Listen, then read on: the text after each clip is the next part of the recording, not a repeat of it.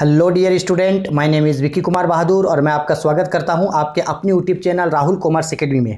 इस वीडियो में मैं आप लोगों को बताने वाला हूं कोडरमा डिस्ट्रिक्ट का अकाउंटेंसी का जो मॉडल पेपर का सेट 3 है, उस सेट 3 को आज हम लोग करेंगे, यानी सब्जेक्टिव सेट 3 को करेंगे। हिंदी इंग्लिश दोनों में मैं आप लोगों को करवाऊंगा। एक एक थ्योरी, एक एक कॉन्सेप्ट, एक एक न्यूमेरिकल्स को डिटेल्ड में अच्छे तरीके से एक्सप्लेन करूंगा। इसके साथ ही साथ अकाउंटेंसी का जितना भी मॉडल पेपर है, चाहे वो झारखंड एकेडमी काउंसिल का मॉडल पेपर है, कोडरमा डिस्ट्रिक्ट का मॉडल पेपर है, या तो फिर प्रीवियस ईयर्स का क्वेश्चन पेपर है, या प्रीवियस ईयर्स का मॉडल पेपर है, तो उन सब का वीडियो ऑलरेडी जो है वो अपलोडेड किया हुआ है। तो आप चाहे तो ऊपर ये जो आई बटन है या तो फिर डिस्क्रिप्शन में भी जाकर के जो है उसको चेकआउट कर सकते हैं और अच्छे तरीके से अपने एग्जाम की तैयारी कर सकते हैं। ठीक है, तो चलो आप लोगों को अच्छे से समझा सकूं, इसलिए यहां जो है मैं आप लोगों को क्वेश्चन भी प्रिंट आउट करके लेकर के आया हूं ताकि डिटेल में आप लोगों को एक एक क्वेश्चन को समझा सकूं। ठीक है, तो पहला क्वेश्चन बोल रहा है ख्याति क्या है, व्हाट इज गुडविल। तो हम सबको पता है goodwill is the value of name, fame and reputation of a firm which enable it to earn higher profit than the normal rate on the investment. यानी ख्याति जो है किसी गुड्स का नेम, फेम एंड रेपुटेशन है जो कि investment पे जो है वो मैक्सिमम प्रॉफिट जो है वो अर्न करने में मदद करता है। यानी जितना ज़्यादा गुडविल होगा वो प्रोडक्ट उतना ही ज़्यादा फेमस होगा, जितना ज़्यादा फेमस होगा उसको सेल करके उतना ही ज़्यादा प्रॉफिट होगा। प्रॉफिट, गुडविल एक इंटेंजिबल फिक्स एसेट होता है जिसको देखा या छुआ नहीं जा सकता, लेकिन गुडविल का एक मॉनेटरी वैल्यू होता है। आगे बोला क्वेश्चन पे, it is an intangible asset, it has monetary value. ठीक है, हिंदी में क्या बोला, ख्याति क्या है, तो ख्याति किसी फर्म की प्रसिद्धि का मूल्य है जो इसे निवेश पर सामान्य लाभ की अपेक्षा अधिक लाभ अर्जित करने में सहायता करती है। यह एक अमूर्त संपत्ति है तथा इसके केवल मौद्रिक मूल्य होते हैं। यानी ख्याति किसी फर्म की प्रसिद्धि का मूल्य होता है जो उसे निवेश पर सामान्य लाभ की अपेक्षा अधिक लाभ कमाने में मदद करता है। ठीक है, अब आते हैं हम लोग क्वेश्चन नंबर 2 पे। क्वेश्चन नंबर 2 पे बोल रहा है ऋण पत्र क्या है, व्हाट इज डिवेंचर। तो हमको पता है debenture is a document or a loan certificate. याद रखना डिवेंचर क्या है, एक तो डिवेंचर एक लोन सर्टिफिकेट है। Debenture is a document or a loan certificate issued by a company acknowledging a डेप्ट at a specified rate of interest. यानी कि डिवेंचर जो है वो एक लोन सर्टिफिकेट होता है जो ये बताता है कि एक कंपनी जो है वो कितने दिनों के लिए लोन लिया है और उस लोन पे वो कितना रुपया इंटरेस्ट जो है वो वापस करेगा, और उस डिवेंचर पे जो है रेट ऑफ इंटरेस्ट लिखा हुआ होता है कि कंपनी कितने रेट से जो है इंटरेस्ट रिटर्न करेगा। ठीक है, आगे समझ में। हिंदी में बोला ऋण पत्र कर्ज की स्वीकृति का एक प्रलेख या प्रमाण पत्र है जो कंपनी द्वारा जारी किया जाता है। इसमें ब्याज की दर में भुगतान का समय का उल्लेख रहता है। यानी कि डिवेंचर में, ऋण पत्र में ये लिखा हुआ होता है कि कंपनी कितने दिनों के लिए कितना रुपया लोन लिया है और उस लोन का पेमेंट कितना रुपया ब्याज के साथ करेगा। ठीक है, क्वेश्चन नंबर 3, रोकड़ प्रवाह विवरण क्यों तैयार किया जाता है, what was cash flow statement prepared. तो for knowing inflow and outflow of cash for a company और फाइनेंशियल ऑर्गेनाइजेशन। यानी सिंपल बात है भाई कि किसी भी कंपनी का कितना कैश इनफ्लो हुआ और कितना कैश आउटफ्लो हुआ, ये जानने के लिए कैश फ्लो स्टेटमेंट बनाया जाता है। किसी वित्तीय संस्था की रोकड़ का अंतर्वाह यानी कि इनफ्लो एवं बहिर्वाह यानी कि आउटफ्लो के लिए रोकड़ प्रवाह विवरण तैयार किया जाता है। ठीक है, आया समझ में। चलो आगे बढ़ते हैं क्वेश्चन नंबर 4 पे। अग्रिम मांग की अवधारणा को समझाइए, explain the term of call in arrear. आप सबको पता है कि जब कभी भी कोई भी कंपनी मार्केट में शेयर इशू करता है तो उस शेयर का पैसा मिलता है। तो ध्यान से समझना, अगर कंपनी किसी कॉल्स का पैसा मांगा, application, allotment, first call, final call, अगर किसी कॉल्स का पैसा मांगा और अगर कंपनी को कोई शेयर होल्डर किसी शेयर का पैसा नहीं दिया तो ये कॉल्स इन एरियर कहलाता है। कॉल्स इन एरियर मतलब कंपनी मांगा और कंपनी को नहीं मिला, मतलब बकाया है। कॉल्स इन एडवांस का मतलब होता है कि कंपनी शेयर होल्डर से मांगा नहीं, लेकिन मांगने से पहले ही शेयर होल्डर उसको पेड कर दिया। तो जिस भी शेयर का पैसा कंपनी के मांगने से पहले शेयर होल्डर कंपनी को पेड कर देता है तो इसे ही हम लोग अग्रिम मांग यानी कि कॉल्स इन एडवांस कहते हैं। ठीक है, देखो इंग्लिश में भी सेम बोला, calls in advance is the amount which not called by the company but paid by the share holder in advance. एक ऐसा अमाउंट जिसको कंपनी नहीं मांगता है लेकिन शेयर होल्डर जो है उसको एडवांस में ही पेड कर देता है। हिंदी में बोला अग्रिम मांग से आशय उस राशि से होता है जो कंपनी के मांगने से पहले ही अंशधारियों के द्वारा दे दी जाती है। कंपनी के मांगने से पहले ही शेयर होल्डर्स के द्वारा दे दिया जाता है।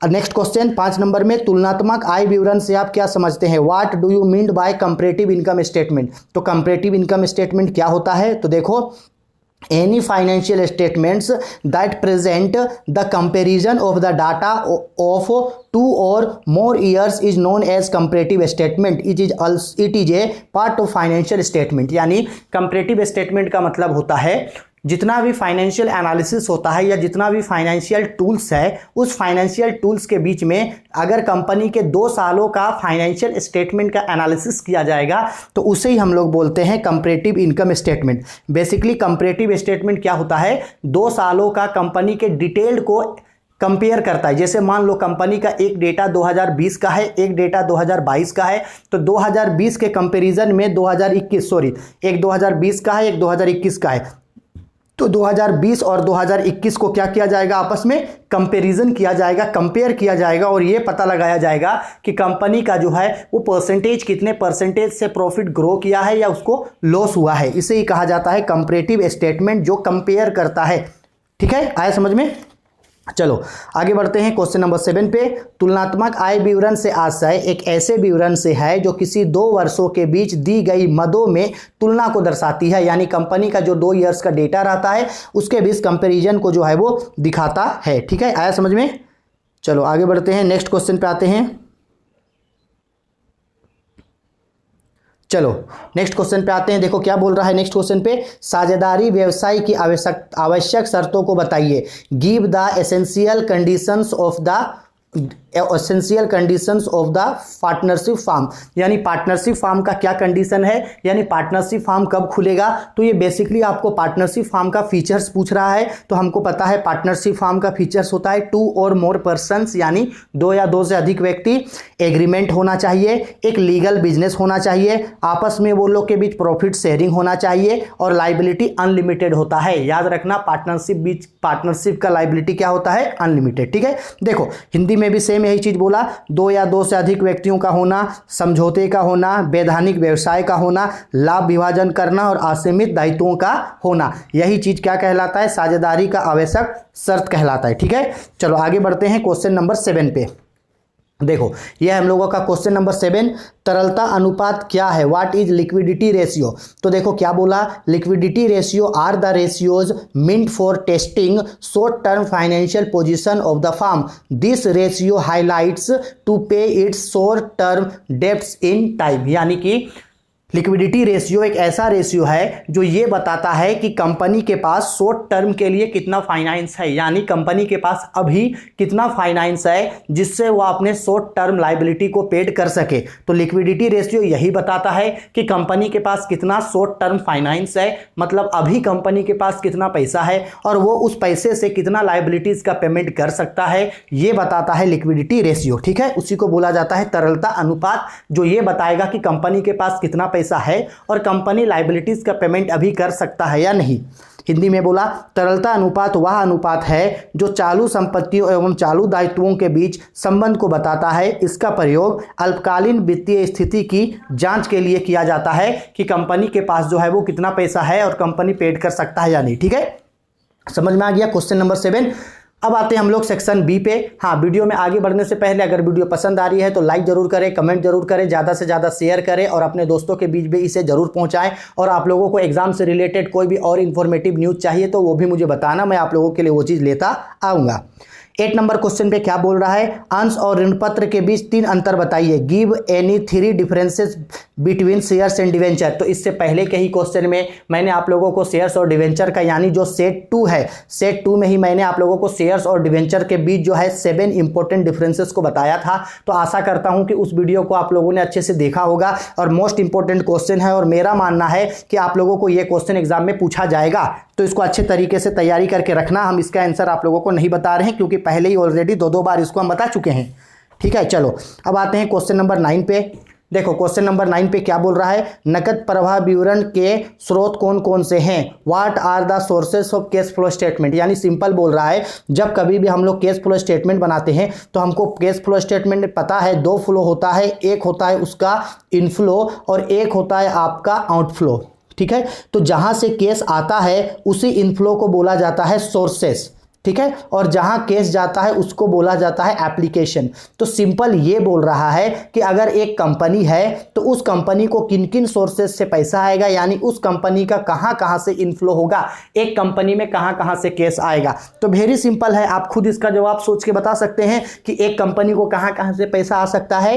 पहला, sale of goods, goods sold करेगा तो केस आएगा, बिल्कुल।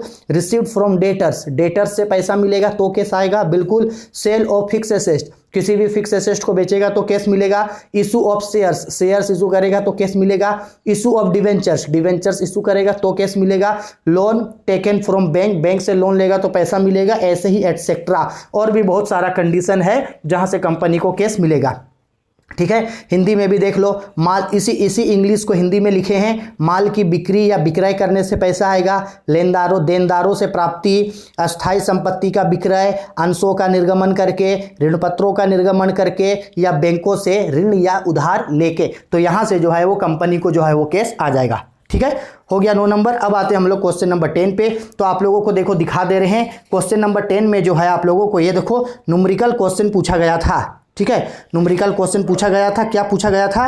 ए and B are partner sharing profits in the ratio 5:3। A और बी पार्टनर है, किस रेशियो में प्रॉफिट एंड लॉस को बांटते हैं? 5:3 पे। C admitted as a new partner in the firm, new ratio of future is 9:5:2। Find the sacrifice ratio of A and B, यानी A और बी पार्टनर है, 5:3 में, न्यू पार्टनर सी आया, इसके बाद ए बी और सी का न्यू रेशियो हो गया 9:5:3, यानी ओल्ड रेशियो भी है न्यू रेशियो भी है, हमको ए और बी का सेक्रीफाइस रेशियो निकालना है। तो चलो आओ सेक्रीफाइस रेशियो निकालते हैं। तो सबसे पहले आओ समझने के लिए यहाँ लिख देते हम लोग old ratio of A and B. तो ओल्ड रेशियो कितना है? ओल्ड रेशियो देखो 5:3 है, तो ओल्ड रेशियो है यहाँ पे 5:3। फिर उसके बाद न्यू रेशियो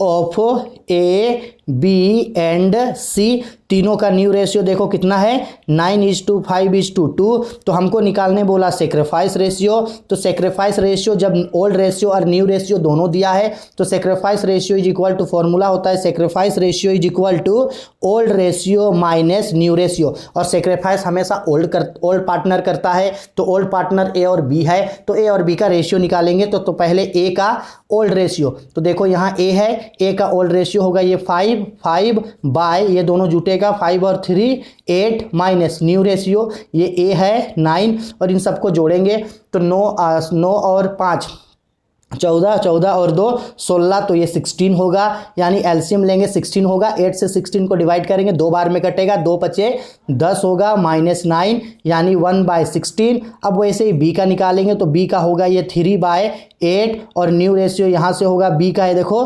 5/16, कंपेयर करेंगे तो ये होगा 16, यानी कि 6 - 5 यानी कि 1/16, ठीक है। अब इन दोनों को कंपेयर करेंगे। So sacrifice ratio of A and B is equal to, इन दोनों रेशियो को कंपेयर कर दो, 1/16 इज टू 1/16 कंपेयर करेंगे तो 16 कोमा आ जाएगा, 1:1, 16 कैंसिल हो जाएगा, यानी ए और बी का सेक्रीफाइस रेशियो कितना आएगा? 1:1 आएगा, ठीक है। आया समझ में? बहुत इंपॉर्टेंट है सेक्रीफाइस रेशियो, और रिटायरमेंट वाला क्वेश्चन जो है वो एग्जाम में आप लोगों को 100% पूछा जाएगा, ठीक है। चलो 10 हो गया, आगे बढ़ते हैं। 10 के बाद क्वेश्चन नंबर 12। क्वेश्चन नंबर 12 में अंशों के प्रकार को समझाइए, explain the types of shares. अच्छा, हमको ये तो पता है ना, शेयर 2 तरीके का होता है, प्रेफरेंस शेयर और इक्विटी शेयर, तो उसका मीनिंग पूछा। तो there are 2 types of share, हमको पता है, एक होता है इक्विटी शेयर यानी कि समता अंश, एक होता है प्रेफरेंस शेयर यानी कि पूर्वाधिकार अंश। तो देखो पहले इंग्लिश में समझा रहे हैं, इक्विटी शेयर के बारे में क्या बोला? N equity share is a share which is not a preference share. इसका मतलब है कि इक्विटी शेयर ऐसे शेयर होता है जो प्रेफरेंस शेयर नहीं होता, ठीक है। It is higher risky than preference share, यानी कि इक्विटी शेयर जो होता है वो प्रीफरेंस शेयर से थोड़ा सा हायर रिस्की होता है। It is shares in this share dividend payable after the payment of preference share, और इक्विटी शेयर में जो है वो डिविडेंड प्रीफरेंस शेयर को देने के बाद दिया जाता है। It is permanent source of capital, और इक्विटी शेयर कैपिटल का परमानेंट सोर्स होता है, ठीक है।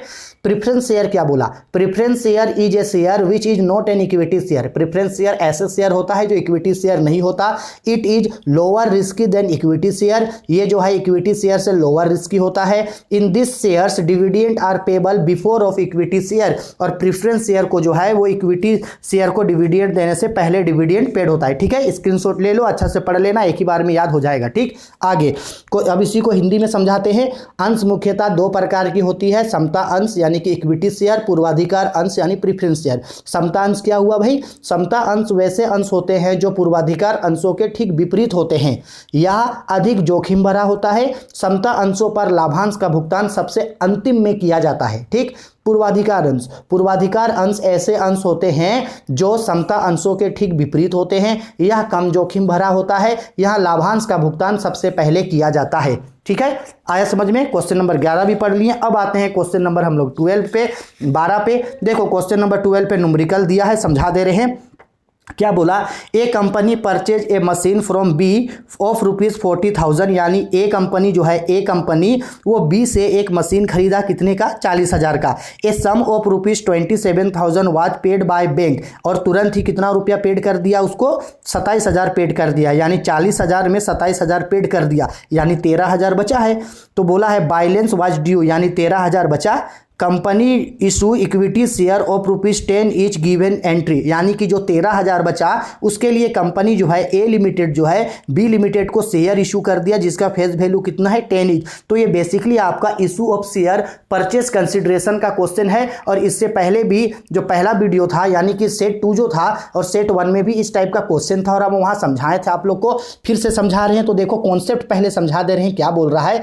ये जो कंपनी है ए लिमिटेड, ये परचेजर है, ये बी लिमिटेड से एक सामान को खरीदा है। ठीक है, चलो, तो ए लिमिटेड बी लिमिटेड से कितना का सामान खरीदा? तो सामान खरीदा है आपका 40,000 रुपया का सामान खरीदा, मशीन खरीदा। और 40,000 के बदले ए जो है इसको कितना रुपया पेड कर दिया? 27,000 रुपया कैश पेड कर दिया। इसके बाद कितना रुपया बचा? 13,000 बचा, क्योंकि भाई 40,000 में 27,000 पेड कर दिया तो 13,000 बचा। तो इसी 13,000 रुपया के लिए ये बी लिमिटेड को क्या इशू कर दिया? शेयर इशू कर दिया ऑफ रुपीज, जिसका फेस वैल्यू कितना है?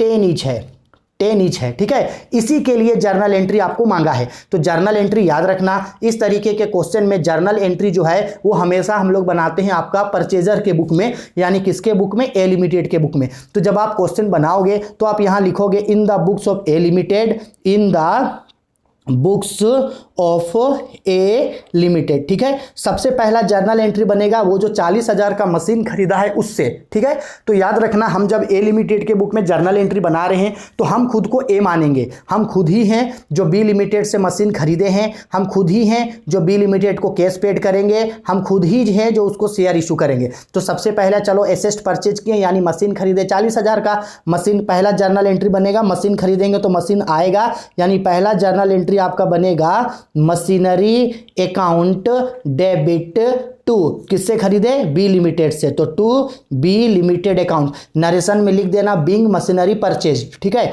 कितने का? 40,000 का, तो ये लिखेंगे 40,000। नरेशन लिख लेना, आप लोग के लिए छोड़ दे रहे हम वो। ठीक, अब 40,000 का खरीदे और दूसरा जर्नल 27,000 कैश पेड किए। किसको कैश पेड किए? यानी चेक के द्वारा पेमेंट किसको किए? बी को। तो बी को कैश पेड किए तो बी रिसीवर होगा। तो जर्नल एंट्री क्या बनेगा? जब बी को पैसा देंगे तो बी को दे रहे हैं ना, तो जर्नल एंट्री बनेगा B's account debit to, bank से पेमेंट किए हैं यानी टू बैंक अकाउंट, या आप चाहे तो कैश लिखना, नरेशन में लिखना being cash paid to B. ठीक है जी, कितना रुपया पेड किए? 27,000। तो लो जी 27,000 रुपया कैश पेड कर दिए। तो पहला जर्नल एंट्री बना एसेट मशीन परचेज करने का, सेकेंड जर्नल बना कैश पेड करने का। अब थर्ड जर्नल, जो पैसा बचा 13,000 उसके लिए उसको शेयर इशू कर रहे हैं। अच्छा, ये जो शेयर इशू होगा ये 8 पर में भी हो सकता है, 8 प्रीमियम में भी और 8 डिस्काउंट में भी। तो अगर किसी चीज़ का जिक्र नहीं किया तो हम हमेशा मानेंगे 8 पर में, यानी बी लिमिटेड को शेयर दिए। तो जर्नल एंट्री बनेगा B's account debit to, B को शेयर दिए तो टू शेयर्स अकाउंट। ठीक है, अब देखो कितना रुपया का शेयर दिए? 13,000 का, तो यहाँ लिखेंगे 13,000 और यहाँ लिखेंगे 13,000 का शेयर दिए। तो नरेशन में यहाँ लिख देना being share issued to B limited, B limited को शेयर इशू किए। अच्छा, इसमें आप थोड़ा सा डीपली समझना है तो ऐसे समझ जाना कि कितना नंबर ऑफ शेयर इशू किए। तो सिंपल बात है, बी लिमिटेड को कितना देना था? 13,000 देना था, 13,000, और एक शेयर का फेस वैल्यू कितना है? 10 रुपया करके है। तो यानी कितना नंबर ऑफ शेयर देंगे उसको? 1300 शेयर देंगे, 1300 शेयर देंगे, एक शेयर का दाम 10 रुपया है, तब जाके उसको 13,000 देंगे। तो ये 1300 शेयर जो है आपका नंबर ऑफ शेयर्स है। तो अगर आप चाहें तो इसको वर्किंग नोट्स में भी आप लोग दिखा सकते हैं, या चाहे तो नहीं दिखाना, कोई दिक्कत नहीं है, ठीक है।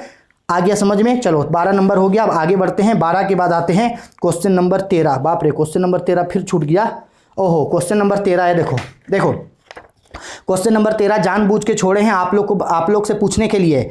Compute the income from subscription for the year 2021। Income from subscription निकालने बोला 2021 का। यहाँ देखो 2021 है और यहाँ देखो 2021, 1 जनवरी है और ये 31 दिसंबर है, तो यानी ये ओपनिंग है और नीचे वाला क्या है, क्लोजिंग। यानी समझ लो ये है आपका ओपनिंग ईयर है और ये है आपका क्लोजिंग ईयर। इस तरीके का ऑलरेडी क्वेश्चन जो है हम पहले ही आप लोगों को सेट 1 और सेट 2 में समझा दिए हैं। आप हमको बना के सब्सक्रिप्शन निकाल के दिखाओगे। ये subscription receive during the year 1,52,000 है। Subscription receive during the year 1,52,000 add करेंगे और आउटस्टैंडिंग सब्सक्रिप्शन क्लोजिंग, तो आउटस्टैंडिंग सब्सक्रिप्शन क्लोजिंग ये 11,000 को जोड़ेंगे, ओपनिंग को घटाएंगे। ऐड होता है एडवांस सब्सक्रिप्शन, ओपनिंग को जोड़ेंगे, क्लोजिंग को घटाएंगे। इन सबको प्लस माइनस करना, निकल करके आंसर आपका आ जाएगा। आप हमको खुद इसका आंसर कमेंट करके बता देना, ताकि हम भी देखें कि कितने स्टूडेंट जो है वो वीडियो को सच में पढ़ने के लिए देखते हैं या ऐसे ही टाइम पास करने के लिए देखते हैं। तो 13 नंबर का आंसर आप लोग हमको खुद जो है वो कमेंट करके बताओगे, ठीक है। चलो 13 के बाद आते हैं क्वेश्चन नंबर 14 में, यानी क्वेश्चन नंबर 14 पे। क्वेश्चन नंबर 14 भी आप लोग को पहले दिखा देते हैं क्या है। देखो क्वेश्चन नंबर 14 में क्या क्या दे रखा है। बोला गया है calculate the gross profit ratio from the following particular. Gross profit ratio बोला, और इसके लिए क्या क्या दिया है। ओपनिंग स्टॉक 40,000 का, क्लोजिंग स्टॉक 10,000 का, परचेजेज 2 लाख का, सेल्स 4 लाख का और परचेज रिटर्न 1 लाख का, ठीक है। क्या निकालने बोला, ग्रोस प्रॉफिट रेशियो। तो आओ ग्रोस प्रॉफिट रेशियो निकालते हैं। तो आप लोग को समझाने के लिए देखो यहाँ सब चीज लिख दिए हैं। बोला है ग्रोस प्रॉफिट रेशियो, तो ग्रोस प्रॉफिट रेशियो का फॉर्मूला होता है gross profit by net sale into 100। तो सबसे पहले हम लोग नेट सेल निकालते हैं। तो यहां पॉइंट नंबर 1 करके आओ निकाल लेते हैं सबसे पहले नेट सेल्स। तो नेट सेल्स कितना दिया है, तो देखो सेल्स, नेट सेल्स कितना दिया है 4 लाख, तो सेल्स आपका यहां पे दे दिया है 4 लाख, ठीक। अब पॉइंट नंबर बी पे यहां क्या निकालेंगे, ग्रॉस प्रॉफिट। तो आओ निकालते हैं हम लोग ग्रॉस प्रॉफिट, ठीक है। तो ग्रॉस प्रॉफिट निकालने का फॉर्मूला क्या होता है, अगर आप अच्छे से एग्जाम का तैयारी कर रहे हैं, हम आप लोगों को जो है अकाउंटिंग रेशियो का चैप्टर भी पढ़ाए थे। तो ग्रॉस प्रॉफिट रेशियो निकालने का प्रॉफिट फॉर्मूला होता है gross profit ratio is equal to net sales minus cost of goods sold. क्या होता है, net sales minus cost of goods sold. यानी कि प्रॉफिट कैसे निकलेगा, तो सेल्स से कॉस्ट को घटा दो, सेल्स से कॉस्ट को घटा दो तो प्रॉफिट निकलेगा। अच्छा नेट सेल्स तो दिया है, तो सबसे पहले आपको कॉस्ट ऑफ गुड्स सोल्ड भी तो निकालना होगा। तो आओ निकालते हैं पहले cost of goods sold, short में लिख रहे, ठीक है। तो कॉस्ट ऑफ गुड्स सोल्ड को, इसको देख के कॉस्ट ऑफ गुड्स सोल्ड निकाल सकते हैं। कॉस्ट ऑफ गुड्स सोल्ड निकालने का एक फॉर्मूला होता है जो हम आप लोगों को पहले भी पढ़ाए हैं। फॉर्मूला होता है opening stock plus purchases plus all direct expenses. तो किसी भी तरीके का डायरेक्ट एक्सपेंसेस यहाँ नहीं है, minus purchase return, minus purchase return और फिर माइनस होता है क्लोजिंग स्टॉक। इतना करेंगे तो मेरा कॉस्ट ऑफ गुड्स सोल्ड निकल जाएगा। तो यहाँ ओपनिंग स्टॉक, तो देखो यहाँ पे ओपनिंग स्टॉक कितना है 40,000, तो opening stock 40,000 plus purchases, purchases है आपका 2 लाख, परचेजेज है आपका 2 lakh minus purchase return, purchase return है आपका 10,000 और माइनस करेंगे क्लोजिंग स्टॉक, क्लोजिंग स्टॉक है आपका 10,000, ठीक है। तो आओ इन सबको प्लस माइनस करेंगे। तो 2 लाख में 40,000 जोड़ेंगे, 2,40,000, 2,40,000 से 20,000 घटेगा तो ये हो जाएगा आपका 2,20,000। तो ये बेसिकली क्या आया, कॉस्ट ऑफ गुड्स सोल्ड, लेकिन निकालना है ग्रॉस प्रॉफिट। तो आओ निकालते हैं पहले ग्रॉस प्रॉफिट। ग्रॉस प्रॉफिट तो फॉर्मूला क्या होगा, net cell minus cost of goods sold. Net cell कितना है 4 लाख, तो लिखेंगे नेट सेल है 4 lakh minus cost of goods sold है 2,20,000, 2,20,000 आपस में माइनस करेंगे तो ग्रॉस प्रॉफिट आएगा 1,80,000 का, ठीक है। अब ग्रॉस प्रॉफिट आया है, ठीक है। तो अब चलो हम लोग क्या निकालते हैं, अब हम लोग इसको निकालते हैं आपका ग्रॉस प्रॉफिट रेशियो। तो आओ निकालते हैं। तो यहाँ लिखते हैं therefore gross profit ratio is equal to, short में लिखते हैं। तो gross profit ratio is equal to formula क्या लिखे थे, देखो नेट सेल्स मतलब gross profit by net sale into 100। तो ग्रॉस यहाँ चलो लिख देते हैं gross profit by net sales into 100, यही होगा। तो बताओ ग्रॉस प्रॉफिट अभी निकाले हैं, ये देखो ग्रॉस प्रॉफिट लास्ट में निकाले ना 1,80,000, तो ग्रॉस प्रॉफिट निकाले हैं 1,80,000 divided by net sales. Net sales है आपका 4 लाख का और इंटू करेंगे 100। तो यहाँ पे जब इसको सॉल्व करेंगे तो यहाँ ध्यान देना 4 0 कैंसिल हो जाएगा, 1 0 कैंसिल हो जाएगा। इसके बाद 2 से कैंसिल कर सकते हैं, 2 दूनी 4, 2 पचे 10, फिर ये 2 से जो है ये 8 9 बार में कट जाएगा, 9 पचे 45, यानी 45% इसका आंसर निकल के आ जाएगा। ठीक है, आगे समझ में कोई दिक्कत नहीं है। चलो पहले इसका स्क्रीनशॉट ले लो, पहले इसका स्क्रीनशॉट ले लो, ले लिए, ठीक है। फिर अब इसका स्क्रीनशॉट ले लो, इसके बाद इसको बना लेना, इजी क्वेश्चन है, बन जाएगा। ठीक है, चलो ये भी हो गया। आगे बढ़ते हैं हम लोग, 14 नंबर हो गया ना, हाँ हो गया। चलो आगे बढ़ते हैं हम लोग क्वेश्चन नंबर 15 पे। तो देखो क्वेश्चन नंबर 15 आप लोगों को दिखा देते हैं क्या बोला है। ये बेसिकली एनपीओ का एक लंबा वाला क्वेश्चन है, ध्यान से देखना क्या क्या बोला है। From the following receipts and payments account further information supplied prepare income and expenditure account for the year ending 31 मार्च 2021, यानी इनकम एंड एक्सपेंडिचर अकाउंट बोला, यानी ये बेसिकली जो क्या दिया है आपका, ये बेसिकली आपका रिसिप्ट्स एंड पेमेंट्स अकाउंट आपका ये दिया हुआ है। ठीक है, ठीक है सर दिया हुआ है। तो रिसिप्ट में देखो टू बैलेंस बीडी, यानी केस का ओपनिंग बैलेंस दिया, डोनेशन दिया, सब्सक्रिप्शन दिया, इंडोमेंट फंड दिया, लेगेसीज दिया, इंटरेस्ट दिया। पेमेंट साइड में चैरिटीज दिया है, सैलरीज दिया है, रेंट दिया है 9 महीने का 1200 रुपया, प्रिंटिंग 300, पोस्टेज 100 का, एडवर्टाइजमेंट 1000 का, इसके बाद इन्वेस्टमेंट 28,000 का, बाय बैलेंस सीडी 2700 टोटल जोड़े। अच्छा नीचे कुछ एडजस्टमेंट है, एडजस्टमेंट पहले सुन लेते हैं क्या बोला। तो देखो एडजस्टमेंट पे क्या बोल रहा है, treat half of the donation and legacy as income. बोला गया है डोनेशन, आधा डोनेशन और आधा लेगेसी को इनकम मानो। याद रखना कि लेगेसी को जो है वो कभी भी इनकम नहीं माना जाता है, क्योंकि legacy should be treated as liability. लेकिन यहाँ साफ साफ बोल रहा है कि लेगेसी को क्या मानो, इनकम मानो। आधा डोनेशन और आधा लाइबिलिटी को इनकम मानेंगे, यानी जब इनको इनकम एंड एक्सपेंडिचर अकाउंट में दिखाएंगे तो डोनेशन और लेगेसी का आधा अमाउंट दिखाएंगे। आगे बोला endowment it is all capital, ये जो इंडोमेंट फंड है ये पूरा का पूरा कैपिटल होगा, यानी इंडोमेंट फंड को हम लोग नहीं दिखाएंगे। ठीक है, आगे बोला है आगे ₹300 we are owing for salary, यानी सैलरी में कितना रुपया बकाया है 300, यानी 300 सैलरी में आउटस्टैंडिंग है, इसको जोड़ेंगे। एंड ₹50 फॉर प्रिंटिंग, प्रिंटिंग में 50 रुपया है, इसको भी जोड़ेंगे। At the end of the year ₹250 was paid in advance for advertisement, और एडवर्टाइजमेंट में कितना रुपया एडवांस में पेड कर दिए हैं 2500, तो एडवर्टाइजमेंट में 2500 रुपया घटाएंगे। ठीक, अच्छा सवाल है कि रिसिप्ट एंड पेमेंट अकाउंट का कौन कौन सा चीज इनकम एंड एक्सपेंडिचर में नहीं जाएगा। तो सिंपल बात है, इतना याद रखना कि सिर्फ और सिर्फ रेवेन्यू इनकम जाएगा, रेवेन्यू के अलावा कोई भी इनकम नहीं जाएगा। ठीक है, यानी क्या क्या नहीं जाएगा, तो ये जो आपका बैंक का ओपनिंग बैलेंस है केस का ये नहीं जाएगा, इंडोमेंट फंड नहीं जाएगा, लेगेसी को मानना है। इसके बाद इधर से क्या नहीं जाएगा, इधर से जो है आपका इन्वेस्टमेंट नहीं जाएगा, और केस का क्लोजिंग बैलेंस जो है वो नहीं जाएगा। ठीक, अब ये जितना भी रेवेन्यू रिसिप्ट है इनकम एंड एक्सपेंडिचर में ये क्रेडिट में चला जाएगा, और जितना भी ये पेमेंट्स है यानी एक्सपेंडिचर है ये डेबिट में चला जाएगा, अपोजिट साइड जाएगा। और जिसके साथ जो एडजस्टमेंट है वो एडजस्टमेंट करके दिखाएंगे। तो ठीक है, आओ बनाते हैं डायरेक्ट। ये रो आप लोग को समझाने के लिए, और ये जो क्वेश्चन है ये आप लोगों का अकाउंटेंसी का, अगर आपके पास डॉक्टर एसके सिंह का बुक है तो ये आप लोगों को एग्जाम्पल नंबर 21 में भी है जो मिल जाएगा। अब इनकम एंड एक्सपेंडिचर अकाउंट लिखे फॉर द ईयर इंडेड, यहाँ पे गलती से पार्टिकुलर लिखे हैं, यहाँ पे एक्सपेंडिचर होगा और यहाँ पे जो है आपका इनकम होगा। हड़बड़ी में थोड़ा सा जल्दी लिख दिए, थोड़ा सा मैनेज कर लेना आप लोग। ठीक है, डेबिट क्रेडिट। तो देखो सबसे पहले हम लोग क्या कर रहे हैं, इनकम को लिख रहे हैं। डोनेशन 8000 है तो डोनेशन को आधा लेने बोला है, तो डोनेशन का आधा लिए 4000। सब्सक्रिप्शन पूरा जाएगा 4000 का, सब्सक्रिप्शन पूरा गया 4000। फिर उसके बाद इंडोमेंट नहीं जाएगा। लेगेसी 6000 है, इसका आधा लेने के लिए बोला तो लेगेसी का आधा लिए। फिर उसके बाद इंटरेस्ट 9700। अब एक्सपेंडिचर साइड चैरिटी है 14500 का, तो चैरिटी देखो लिखे 14500। चैरिटी लिखे 14,500, सैलरीज है 2600, सैलरी लिखे 2600, लेकिन एडजस्टमेंट में क्या बोल रहा है कि सैलरी जो है वो कितना रुपया बकाया है, 300 बकाया है। ये देखो तो 300 रुपया जोड़े। सैलरी के बाद क्या है यहाँ पे रेंट, तो यहाँ पे रेंट दिखे, रेंट है 1200 और ये 400 सर कहाँ से लाएं, तो इसके बारे में थोड़ा एडजस्टमेंट समझो कि ये जो रेंट है ये 9 महीने का है, 9 महीने का रेंट 1200 है, तो हमको तो 1 साल का पेमेंट करना है। तो देखो यहाँ पे निकाल के आपको बताते हैं हम कि अगर मान लो 9 महीने का रेंट है 1200 रुपया, तो बताओ 12 महीने का रेंट कितना होगा।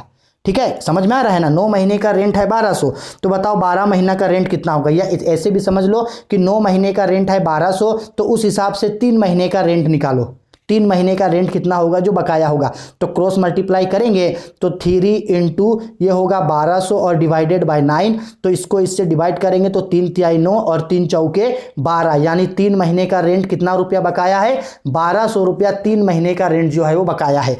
तो ये 1200 रुपया जो है ये 9 महीने का रेंट है, और फिर 3 महीने का रेंट कितना बकाया है 400, तो 1200 में 400 जोड़े तो ये 1600 रुपया आया। यही इसके लिए जो है एक मेन पॉइंट है, इसी को ध्यान रखना है। ठीक है, इसके बाद फिर आपका प्रिंटिंग 300 का है, तो देखो प्रिंटिंग दिखाएं 300, इसमें 50 रुपया ड्यू है, तो 50 रुपया को जोड़ के दिखाएं। पोस्टेज पूरा का पूरा पोस्टेज 100 जाएगा, दिखा दिए। एडवर्टाइजिंग 1000 है, एडवर्टाइजिंग 1000, लेकिन यहाँ बोल रहा है कि इंक्लूडिंग एडवांस में 250 पेड किए, तो 250 घटा दिए तो 750 रुपया आपका आया। ठीक है, आया समझ में। अब जब इतना पोस्टिंग हो जाएगा तो इन सबको हम लोग क्या करेंगे, बैलेंस करेंगे। तो बैलेंस करने के देखेंगे कि क्रेडिट ज़्यादा है या डेबिट, और याद रखना इनकम एंड एक्सपेंडिचर में अगर क्रेडिट ज़्यादा होगा यानी क्रेडिट बैलेंस आएगा, डेबिट घटेगा तो सरप्लस आएगा, और अगर डेबिट ज़्यादा आएगा क्रेडिट घटेगा, अगर डेबिट ज़्यादा आएगा क्रेडिट घटेगा, यानी डेबिट बैलेंस होगा तो वो डिफिशिएट आएगा। तो हम इसको रफ में जोड़ दिए थे, तो जोड़े थे तो ये पता चला कि क्रेडिट को जोड़ के 20,700 आया था और डेबिट को जोड़ के 20,200। ठीक है, तो डेबिट कम है तो क्रेडिट में 20,700 है, तो यहाँ भी होना चाहिए 20,700, लेकिन डेबिट में जो है 500 रुपया घट रहा है। तो डेबिट घटने से क्या आता है, सरप्लस आता है। तो हम लोग यहाँ लिखेंगे टू सरप्लस, और इसको किस नाम से दिखाएंगे, इसको हम लोग दिखाएंगे एक्सेस ऑफ इनकम। क्या दिखाएंगे, excess of income over expenditure के नाम से इसको दिखाएंगे। ठीक है, आया समझ में। क्वेश्चन नंबर 15 अच्छा से इसका स्क्रीनशॉट ले लो और अच्छा से इसको आप लोग नोट डाउन करोगे। ठीक है, 15 के बाद आगे आते हैं क्वेश्चन नंबर 16 पे। क्वेश्चन नंबर 16 न्यूमेरिकल्स क्वेश्चन है, यहाँ पे आप लोगों के लिए लिख दिए हैं। क्या बोल रहा है ध्यान से समझना। Tata limited issued 10,000 15% debenture of ₹100 each eight A premium of 10%, यानी टाटा लिमिटेड जो है 1000 डिवेंचर इशू किया जिसका नेचर कितना है 15%, जिसका फेस वैल्यू है 100 रुपया, और कितना परसेंट प्रीमियम में 10%। तो पैसा मांगा एप्लीकेशन पे 25 रुपया, अलॉटमेंट पे मांगा है प्रीमियम को जोड़ के 30 रुपया, इंक्लूडिंग करके बोला था 30 रुपया मांगा है, इंक्लूडिंग करके। ठीक है, इंक्लूडिंग मतलब इसी में प्रीमियम है, तो प्रीमियम 10% है, तो 100 का 10% 10 रुपया होगा, यानी कि इस 30 रुपया में जो है 10 रुपया प्रीमियम का जुड़ा है, तो प्रीमियम का अलग कर देंगे तो अलॉटमेंट का 20 रुपया बचेगा। तो वही लिखे हैं 20 + 10 रुपया प्रीमियम का है, और जो बाकी है बचा वो बोला फर्स्ट एंड फाइनल कॉल। तो देखो प्रीमियम को हटाओ तो 25 और 20 45 हुआ, तो 100 में से 45 मिल गया, तो अभी भी कितना बचा है 55 बचा है, तो ये 55 हुआ। ठीक है, तो 100 प्लस ये। अब क्या बोला कि डिवेंचर रिसीव्ड हुआ 1400 डिवेंचर। अब ध्यान से ये देखना कि डिवेंचर कितना इशू किया था 1000, और डिवेंचर कितना का आ गया 1400 का, यानी कि 400 डिवेंचर का पैसा ज़्यादा आया। ये 400 डिवेंचर क्या है, सरप्लस डिवेंचर है, या जिसको बोलते हैं एक्सेस। अब कंपनी के पास 2 ऑप्शन है कि इस डिवेंचर को या तो कंपनी रिटर्न कर देता है या किसी दूसरे कॉल के साथ यूटिलाइज करता है। तो यहां क्वेश्चन में बोला है कि इसको जो है वो यूटिलाइज किया गया है किसके साथ, अलॉटमेंट के साथ। बस इसी का आपको जर्नल एंट्री बनाने के लिए बोला। चलो बनाते हैं जर्नल एंट्री, कोई दिक्कत नहीं है। तो आओ आप लोगों को जर्नल एंट्री समझाने के लिए जो है हम पहले से जर्नल एंट्री जो है वो रेडी करके लाए हैं ताकि कोई दिक्कत आप लोगों को ना हो। तो सबसे पहले in the books of Tata limited journal entry, date, particular, ledger folio, amount का डेबिट, अमाउंट का क्रेडिट। तो सबसे पहला जर्नल एंट्री बनता है डिवेंचर मनी रिसीव करने का। जैसे शेयर का एप्लीकेशन रिसीव करते हैं वैसे डिवेंचर का एप्लीकेशन रिसीव करेंगे। तो जर्नल एंट्री बनेगा bank account debit to 15% debenture application account. Application का पैसा मिला, नरेशन में लिखे being application money received for 1400 debentures. अब ध्यान से देखना कि कितना डिवेंचर आया 1400 डिवेंचर। ठीक है, कितना रुपया करके आया 25 रुपया करके, तो 1400 इंटू 25, तो देखो साइड में डेट का कॉलम में समझा भी दे रहे हैं कि 1400 इंटू 25 यानी 35,000 रुपया आया। अब इसका ड्यू का एंट्री करेंगे, तो ड्यू का entry 15% debenture application account debit to 15% debenture account. अगर ओवर सब्सक्रिप्शन का पैसा को रिटर्न कर देता तो यहाँ टू बैंक अकाउंट लिखते, लेकिन अलॉटमेंट के साथ यूटिलाइज किया तो इसको टू 15% डिवेंचर अलॉटमेंट लिखे। ठीक है, अब 35,000 मिला डिवेंचर एप्लीकेशन, तो डिवेंचर एप्लीकेशन 35,000। अब डिवेंचर के घर में याद रखना कि डिवेंचर उतना ही पैसा रख सकता है जितना इशू किया था, तो डिवेंचर इशू कितना किया था 1000 डिवेंचर, तो 1000 के हिसाब से ही अपने पास पैसा रखेगा। 1000 इंटू 25, 2500 रखा। अब देखो 1400 में से 1000 का रखा, अभी भी 400 का बचा है, तो 25 रुपया करके किसके साथ एडजस्ट कर दिया, अलॉटमेंट के साथ एडजस्ट कर दिया। ठीक है, अब नॉर्मल एंट्री, अब जिसको भी मल्टीप्लाई करेंगे सबको 1000 से मल्टीप्लाई करेंगे, यानी उसी से मल्टीप्लाई करेंगे जितना का डिवेंचर इशू हुआ था, यानी कि 1000। अब देखो डिवेंचर अलॉटमेंट का एंट्री, और डिवेंचर अलॉटमेंट प्रीमियम के साथ इशू हुआ था, तो जर्नल एंट्री बनेगा 15% debenture allotment account debit to 15% debenture account to security premium account. ठीक है, तो यहाँ पे 1000 इंटू 20, 20,000, 1000 इंटू 10, 10,000, टोटल जोड़ के 30,000। अब रिसीव करेगा तो bank account debit to 15% debenture allotment. अब देखो अलॉटमेंट पे 30,000 मिलना चाहिए था, अलॉटमेंट पे कितना मिलना चाहिए था 30,000, लेकिन पहले ही एडवांस में कितना मिल गया है 10,000, तो उसको माइनस करके मिलेगा। 30,000 में 10,000 पहले मिल गया है, यानी अब कितना मिलेगा 20,000। ठीक, अब वैसे ही जो है मेरा first and final call due और first and final call receive का एंट्री 55 रुपया करके 1000 डिवेंचर का, तो ये debenture first and final call due का एंट्री और ये रिसीव का एंट्री 1000 डिवेंचर 55 रुपया करके। ठीक है, आई होप समझ में आ रहा है। अगर नहीं भी समझ में आ रहा है तो टेंशन नहीं लेना, क्योंकि क्वेश्चन में जो है वो आप लोगों को 5 क्वेश्चन देगा जिसमें से 3 ही बनाना है ना, तो जो समझ में नहीं आ रहा है उसको छोड़ देना ना, क्या दिक्कत है। ठीक है, चलो हो गया ये भी मेरा क्वेश्चन नंबर 16, कोई दिक्कत नहीं है। 16 के बाद आते हैं क्वेश्चन नंबर 17 पे। तो देखो क्वेश्चन नंबर 17 में बेसिकली क्या आप लोगों को दिया है बनाने के लिए। क्वेश्चन नंबर 17 में बोला है आय व्यय खाता तथा प्राप्ति भुगतान खाते में अंतर स्पष्ट करें, difference between income and expenditure account and receipts and payment account. तो हम आप लोगों को आज के वीडियो में भी ये क्वेश्चन हाईलाइट किए थे कि ये क्वेश्चंस एग्जाम में जो है आप लोगों को जरूर पूछेगा। तो ये अंतर बोला है, तो मैंने कई बार आप लोगों को मैंने आप लोगों को कई बार रिसिप्ट एंड पेमेंट अकाउंट और इनकम एंड एक्सपेंडिचर का अंतर बताया है, तो मैं अब नहीं बता रहा हूं। इसको स्क्रीनशॉट लेकर के रख लो, पढ़ लो, क्योंकि मैंने लगभग 10 से 15 बार मैंने इस क्वेश्चन को बताया है। तो इसको आप लोग खुद से कर लेना, मैं सब कुछ लिख दिया हूं, बस आप लोगों को एक बार पढ़ना है, पढ़ते ही समझ में आ जाएगा। ठीक है, सेम ऐसे ही इंग्लिश वालों के लिए लो जी, आप लोगों के लिए भी लिख के लाए हैं, कई बार आप लोगों को समझाए हैं, इसलिए हम अभी छोड़ दे रहे हैं। इसका स्क्रीनशॉट लो, इसको अच्छा से पढ़ो, क्योंकि ये क्वेश्चन एग्जाम में पूछेगा, डेफिनेटली पूछेगा। ठीक है, चलो हो गया 17 नंबर। अब आते हैं हम लोग क्वेश्चन नंबर 18 पे। तो ये रहा क्वेश्चन नंबर 18। पहले 18 का हम आप लोगों को क्वेश्चन दिखाते हैं कि क्वेश्चन नंबर 18 पे क्या बोला है। ये बेसिकली आपका लॉन्ग क्वेश्चन दिया है कैश फ्लो स्टेटमेंट का। जो स्टूडेंट जिनको बार बार ये बोल रहे हैं कि सर कैश फ्लो स्टेटमेंट समझ में नहीं आ रहा है, इस क्वेश्चन को मैं डिटेल में समझा रहा हूँ। इसमें तीनों एक्टिविटी है, ऑपरेटिंग एक्टिविटी, इन्वेस्टिंग और फाइनेंसिंग। अगर आप इसको ध्यान से देखोगे तो आपको कैश फ्लो स्टेटमेंट जो है वो समझ में आ जाएगा। ठीक है, चलो 18 पे क्या बोला, from the following balance sheet of hero limited prepare cash flow statement. ये बैलेंस शीट दिया है जिससे कैश फ्लो स्टेटमेंट बनाना है। ठीक है, बनाएंगे। तो ये बेसिकली एक बैलेंस शीट दिया है, हॉरिजॉन्टल फॉर्म बैलेंस शीट। याद रखना, जब कभी भी आप कॉमन साइज स्टेटमेंट बनाओगे, कंपैरेटिव स्टेटमेंट बनाओगे, या इवन आप जो है कैश फ्लो स्टेटमेंट बनाओगे, तो ऊपर में जो ईयर दिया होगा उसको हमेशा ध्यान रखना, क्योंकि कभी कभी ईयर जो है वो पलट के देता है। तो ये लाइबिलिटी दिया है 31 मार्च 2021, 31 मार्च 2022, 21-22 सही है। तो इधर लाइबिलिटी का 2 साल का अमाउंट है और इधर एसेट का। अच्छा, क्या क्या दिया, क्रेडिटर दिया 4,000, 40,000, 44,000। इसके बाद एसेट साइड में कैश दिया है 5,000, 3,000। ठीक है, इसके बाद और देखो और क्या क्या गिवन है यहाँ पे। आपका loan from IDBI 40,000, 30,000, profit loss account है, profit and loss account 5,000, 8,000, share capital 8,000, 80,000, 1,30,000, और ये टोटल अमाउंट है 2 साल का। इसके बाद डेटर्स है 25,000, 20,000, स्टॉक है 30,000, 42,000, मशीनरी है 60,000, 60,000, बिल्डिंग है 45,000, 60,000, ये टोटल अमाउंट है। अब अच्छा, सबसे पहले ये कि जब इसके बाद एक और चीज दिया है कि बोला है डेप्रिसिएशन चार्ज ऑन मशीनरी पे डेप्रिसिएशन 6,000 का है और बिल्डिंग पे डेप्रिसिएशन है 4000 का। ठीक है, तो याद रखना कि जब कभी भी किसी भी फिक्स एसेट पे, कैश फ्लो स्टेटमेंट पे जब कभी भी फिक्स एसेट पे कोई भी एडजस्टमेंट दे दे, जैसे purchase of fix asset, sales of fix asset, profit on sale of fix asset, loss on sale of fix asset या डेप्रिसिएशन, इन पांचों में से कोई भी एक चीज दे दे तो इस कंडीशन पे आपको जो है उस एसेट का अकाउंट बनाना पड़ता है। तो यहां एडजस्टमेंट दिया है आपका मशीन पे और बिल्डिंग पे, यानी ये जो मशीन और बिल्डिंग है इसका आपको अलग से एक अकाउंट बनाना पड़ेगा। ठीक है, तो ठीक है सर, इसका अकाउंट अलग से बनाएंगे हम लोग। अब एक और सवाल है कि चलो हम ये जान लेते हैं कि किस चीज को कौन सा एक्टिविटी में दिखाते हैं। 3 एक्टिविटी है ना जी, तो कौन कौन सा चीज को कौन सा एक्टिविटी में दिखाते हैं। तो क्रेडिटर्स ये करंट लायबिलिटी होता है, करंट लायबिलिटी को ऑपरेटिंग एक्टिविटी में दिखाते हैं। केस तीनों एक्टिविटी बनने के बाद इसको जोड़ा जाता है, ओपनिंग को जोड़ेंगे तो क्लोजिंग आएगा। केस एंड केस इक्विवेलेंट किसी भी एक्टिविटी में नहीं जाता है। ठीक है सर। आगे लोन फ्रॉम आईडीबीआई, लोन जो है वो लॉन्ग टर्म लोन है, तो ये आपका फाइनेंसिंग एक्टिविटी में जाएगा।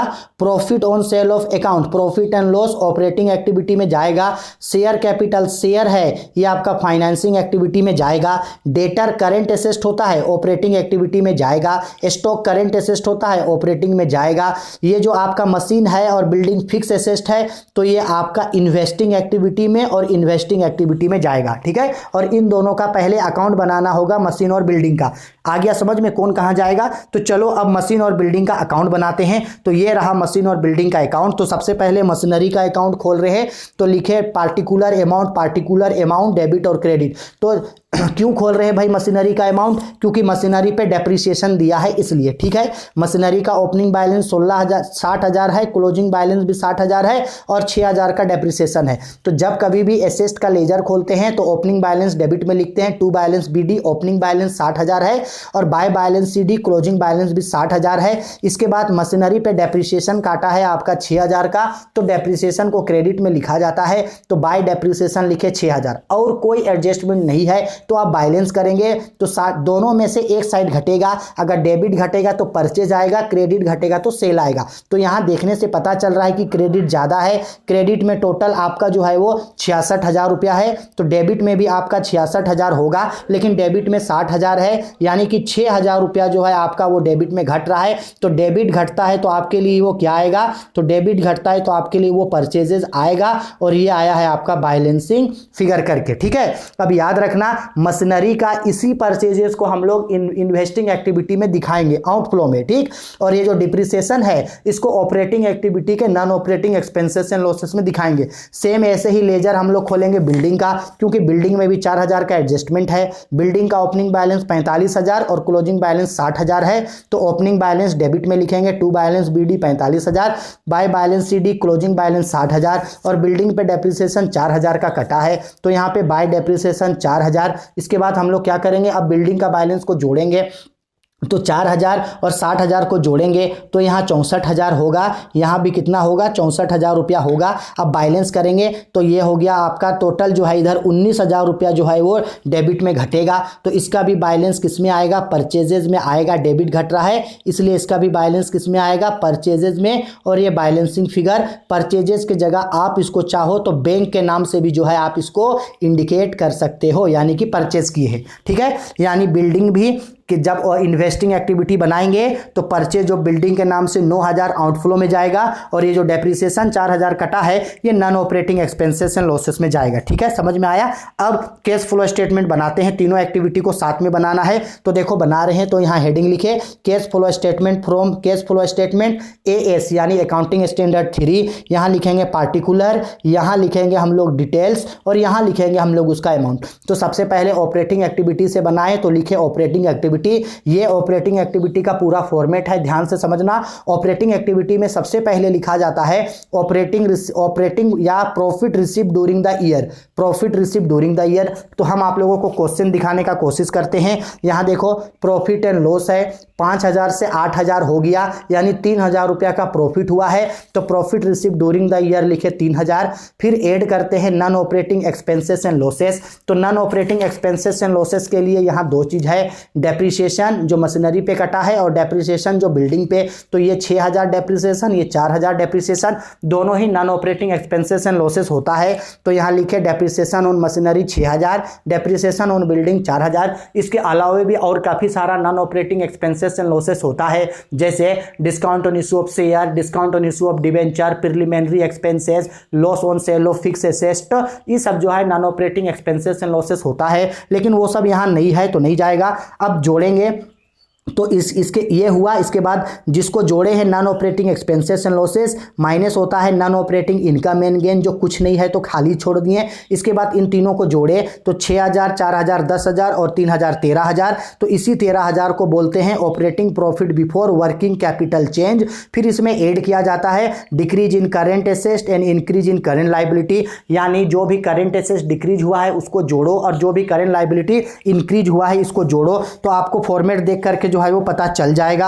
यहाँ ध्यान से देखना, यहाँ था क्रेडिटर्स जो था करेंट लाइबिलिटी 40000 से 44000 हो गया, तो करेंट लाइबिलिटी 4000 से बढ़ रहा है, क्रेडिटर्स बढ़ रहा है, तो जोड़ेंगे। तो यहाँ देखो लिखे हैं क्रेडिटर्स 4000 से बढ़ रहा है वो दिखाएं। इसके बाद देखो और क्या है, एसेट में देखो डेटर्स 25000 से 20000 हो गया, घट रहा है, करेंट एसेट घटेगा तो जोड़ेंगे। तो यहाँ देखो डेटर्स 5000 दिखाएं, जोड़ रहे हैं। इसके बाद जस्ट उसका उल्टा को माइनस करेंगे। तो यहाँ देखो स्टॉक 30000 से 42000 हो गया, तो ये 12000 से बढ़ रहा है, करेंट एसेट बढ़ता है तो इसको घटाते हैं। तो देखो स्टॉक को घटा रहे हैं। अब इन सबको जोड़ेंगे तो 13000 में 4000 और 5000 इन सबको जोड़ेंगे और 12000 से घटाएंगे। तो इन सबको प्लस माइनस करके 10000 रुपया मेरा निकल करके आया। यही 10000 फाइनल अमाउंट है। इसी फाइनल अमाउंट को फ्रेश अमाउंट्स के कॉलम में दिखाएं, और चूंकि ऑपरेटिंग एक्टिविटी का ये आंसर प्लस में आया है इसलिए इसको cash flow from operating activity 10000 नाम दे दिए। ठीक, ऑपरेटिंग हुआ।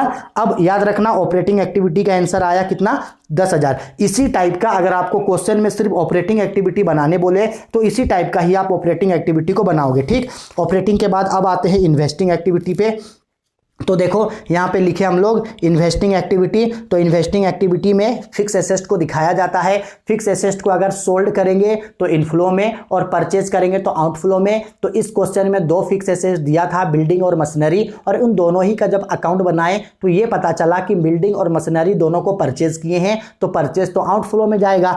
तो इनफ्लो को खाली छोड़ दिए, लेस किया जाता है outflow of cash. Outflow of cash में परचेज ऑफ मशीनरी 6000 का, परचेज ऑफ बिल्डिंग 19000, तो जोड़ करके 25000 रुपया माइनस में आया। तो 25000 रुपया माइनस बाहर में दिखाएं, चूंकि ये माइनस में आया इसलिए लिखे cash used in investing activity. ठीक है, अब आगे बढ़ते हैं। इसके बाद आते हैं फाइनेंसिंग एक्टिविटी पे, 3rd नंबर पे। तो याद रखना फाइनेंसिंग एक्टिविटी में शेयर, डिवेंचर, लोन और बॉन्ड्स को दिखाते हैं। अगर शेयर, डिवेंचर्स, लोन को अगर इशू करेंगे तो इनफ्लो में, और अगर पेमेंट करेंगे, रिडम्पशन करेंगे तो आउटफ्लो में। तो यहाँ लिखे इनफ्लो ऑफ कैश। अब क्वेश्चन दिखा रहे हैं, समझने का कोशिश करना। यहाँ लिखा गया था आपका शेयर कैपिटल 80000 से 1,03,000 हो गया, यानी कि 23000 रुपया से शेयर बढ़ा, यानी 23000 का शेयर को इशू किए थे।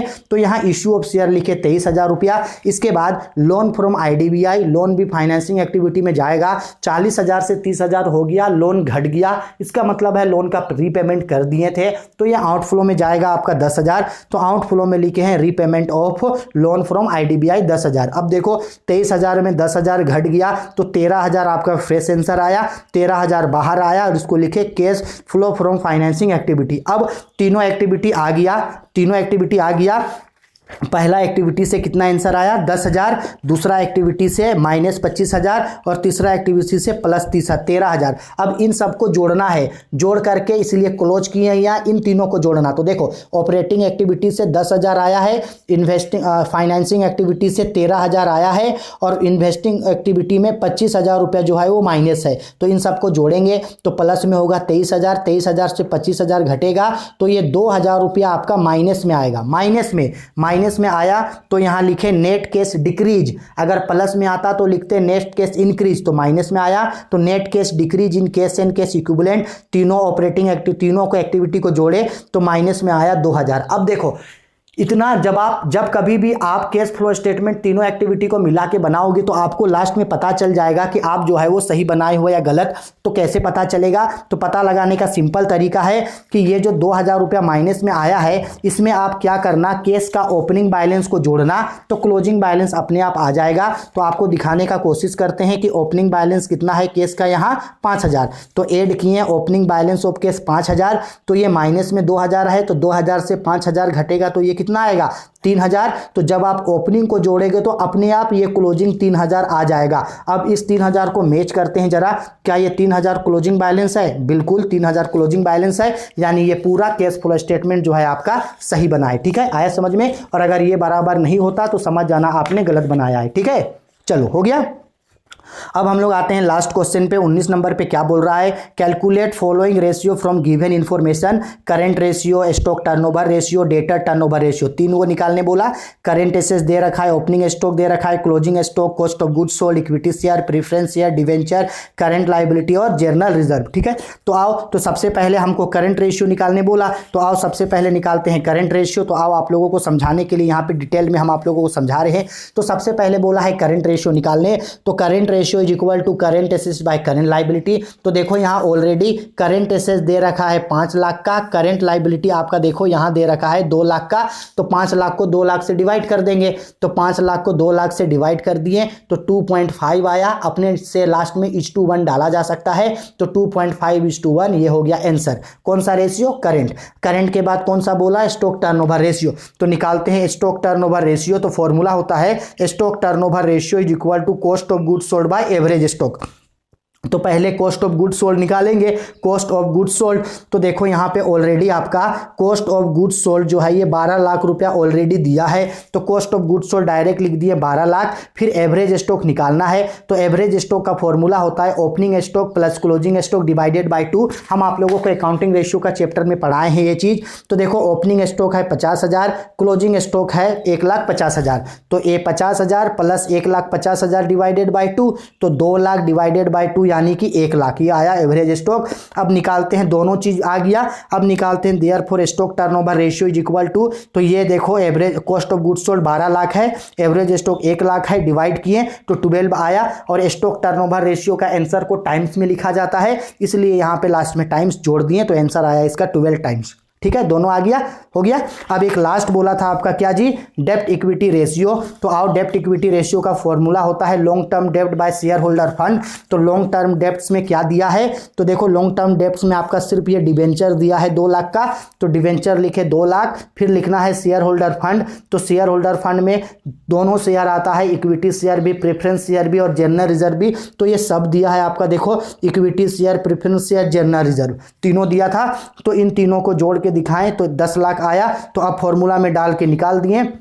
तो फॉर्मूला है लॉन्ग टर्म डेप्ट्स 2 लाख है, 2 lakh divided by share holder fund 10 lakh है, तो डिवाइड किए तो 2.1 आया। 2.1 के बाद अपने से इस 2 दे के 1 डाल दिए तो ये आंसर आ गया। ठीक है, आई होप सारा का सारा क्वेश्चन आपको डिटेल में समझ आ गया है। वीडियो पसंद आई है तो लाइक करें, कोई भी दिक्कत डाउट परेशानी है तो कमेंट करके बताना। और लो, हो गया आप लोगों का सारा अकाउंटेंसी खत्म। मैंने अपना काम पूरा कंप्लीट कर दिया जो मैंने प्रॉमिस किया था। झारखंड एकेडमी काउंसिल का ऑब्जेक्टिव सब्जेक्टिव दोनों डाल दिया, कोडरमा का ऑब्जेक्टिव सब्जेक्टिव दोनों डाल दिया, प्रीवियस ईयर्स के क्वेश्चन पेपर को डाल दिया। इसके बाद बुक का जो भी चैप्टर्स था वो सारा चैप्टर्स मैंने आप लोगों को पढ़ा दिया। मुझसे जितना हो सकता था मैंने आप लोगों का हेल्प किया। अब सब चीज़ आप लोगों पर डिपेंड करता है कि आप लोग उसको किस तरीके से इंप्लीमेंट करते हो और कितना अच्छे से आप लोग एग्जाम का तैयारी करते हो।